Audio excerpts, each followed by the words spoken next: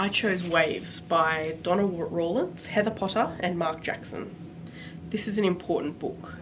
The sparse but beautifully illustrated book tells 15 separate stories of immigration and asylum seeking in Australia that span centuries. As the authors note, if you are not an Indigenous Australian, your family have at some stage come to Australia across the waves. Each of the 15 stories presented in the book is written from the perspective of a child journeying to Australia by boat. The well-researched and crafted stories are heartbreaking in both their historical accuracy and in their contemporary relevance.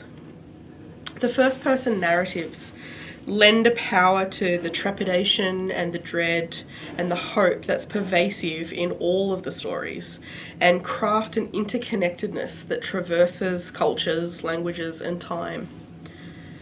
The content is at times heavy and quite visceral.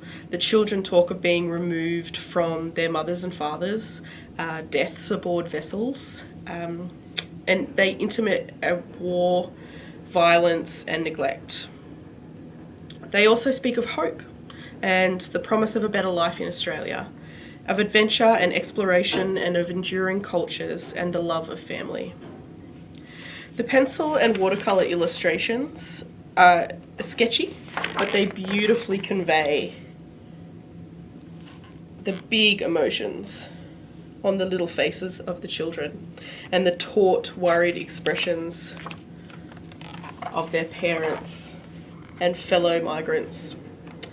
The use of an extremely limited palette, only sort of watery browns, blues and beiges, communicates the movements and the colours of big, wide open oceans, but at the same time the stuffy, claustrophobic nature of overcrowded vessels.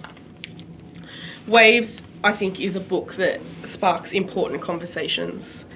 For all readers, children and adults alike, it presents an opportunity for developing an empathy that is very vital and very relevant around why people put their children on boats.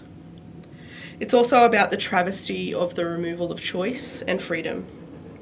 It implores us to find and hold on to the common thread of humanity that mark us not as separate peoples from distant lands and distant times, but as Australians all who have, at one life or another, set off across the waves toward a new home.